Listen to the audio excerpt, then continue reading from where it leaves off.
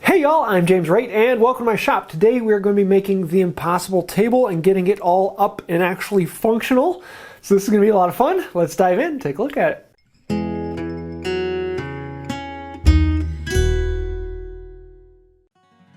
Today we're going to be working on the rigging, and there will be a lot of rigging that's taking me back to my theater days. My master's was actually in technical theater, where I did a lot of engineering and design for special effects in the theater world, and so this is one of the things that really takes me back into that. But we're going to be doing a whole lot of cable rigging to put these two slabs together. So I'm starting with wood owl bit. I recently got a set of these and I have been enjoying them. I'll probably be doing a video on them once I have a little bit more time with them. But they've been doing very, very well.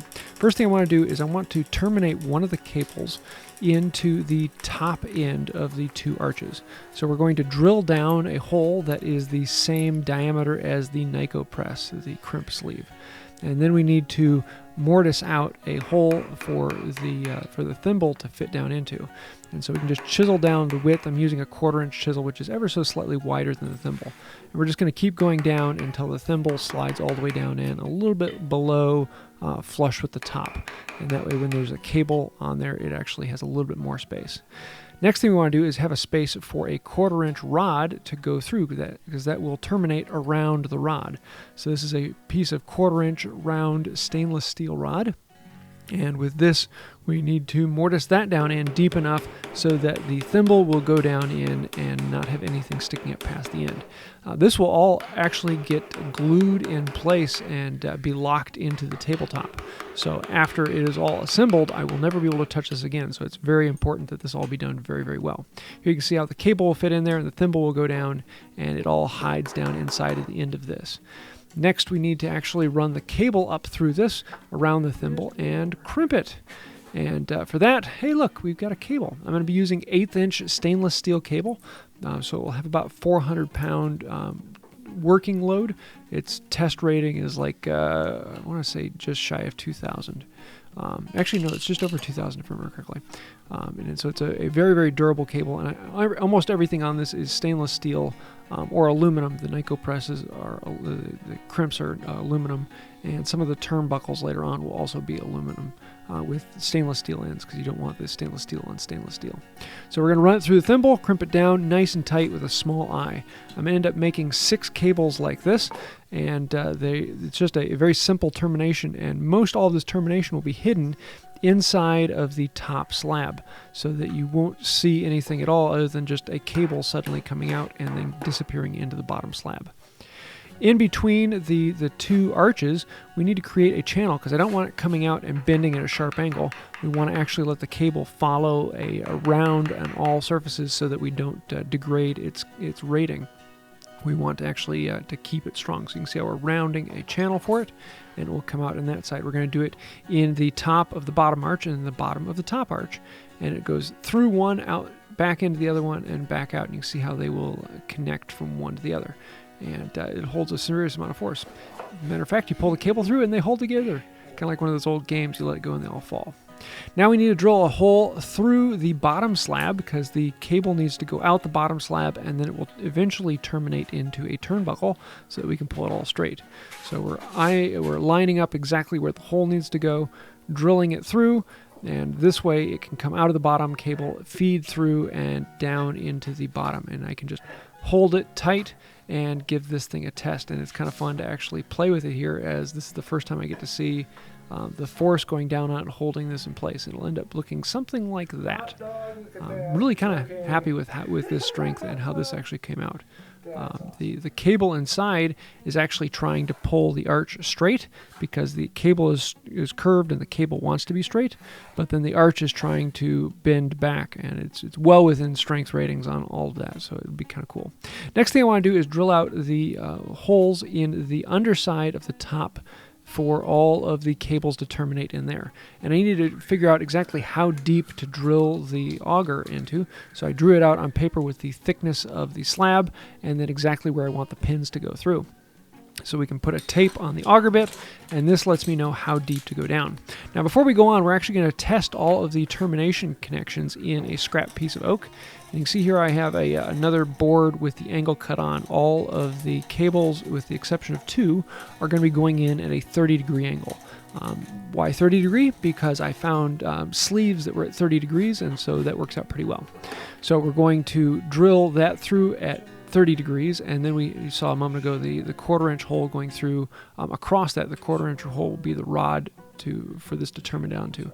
You'll see that a little bit more in a moment. It'll become clearer. We're going to do up the rest of these cables. So I'm doing 6 foot worth of cable, which is more than I need.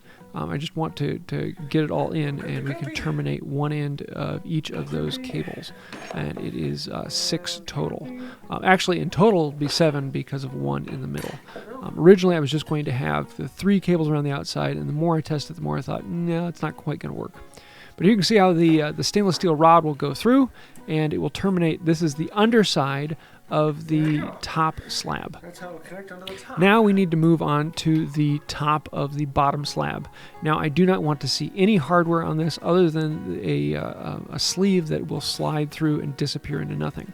And so you may have seen the sleeves a little bit earlier that are at a 30-degree angle and then have a head on there. So we're going to drill out a hole, and this is one of the sleeves. It slides down in there. And originally I was thinking about just leaving the sleeve proud like that. But then the more I looked at it, I was like, no, let's actually play with recessing this down in. And so I pounded it down in and then came in with a marking knife and scored exactly where it was, drove the sleeve back out, and then we can come in with a gouge and shape it down in. And so we're just following the little line we made. And this sleeve, the rim of it is actually at an angle as well, so it would slide down in there at an angle. So one side needs to be angled in and the other side needs to be angled out. We're going to cut it all down to depth and then come in with a small chisel and flatten out the bottom, and then we can pound it down in place. It's not down deep enough. Nope, not down deep enough. Just have to hit it harder. Hit it harder. Keep on. There we go. Now it's down in. So after doing all of the test in the other one, now we can take it over to the main slab and actually do it. This is the bottom side of the top slab. And so we're drilling most of these holes through at 30-degree angles. And then we're drilling a 1/4-inch hole through for the rod to go in. The 1/4-inch rod will then get epoxied in place. On one corner, it was actually too thin due to the live edge, so I couldn't drill it out with the auger bit. So in this case, I'm actually going to chop it out. If I use the auger bit, then the snail would go through and hit, and we don't want that. So I just chiseled out enough space for this to come through, and it holds in rather nice-like. And then there's one of these that also goes perfectly vertical, and this is the cable that, well, there's one cable that originally was going to go vertical. I'm going to change it up a little bit. But now we're actually working in the top of the bottom slab. And this is the other type of thimble. This one is perfectly straight that will go through. And it's a little bit larger because I wasn't sure if I wanted 1 or 2 cables here. I ended up going with 2 cables, and it's just barely large enough for 2 cables to come through at a slight angle. And most of these then are at the 30-degree angle. So I have that scrap with the angle cut on at 30 degrees. And just like we did in the test piece, we can come through and put all of these sleeves in. Drill the 1/4-inch hole for the sleeve to fit into, and then mark off the top, come back in, chisel out the top, and then seat it down in place. And I'm really, really happy with how these came out. They actually, they look really, really good. And all you see is this cable going down to the slab and terminating. And I really like how that looks because it's in the top side of the bottom slab, so it ends up being very, very visible. Now that we have all of those in and everything is checked out, we want to cut all of the 1/4-inch rod. The stainless steel heats up very, very quickly, so you have to be careful not to heat it up too much. And then round off all the edges. These are the pins that we pounded into the slab to hold those thimbles in place.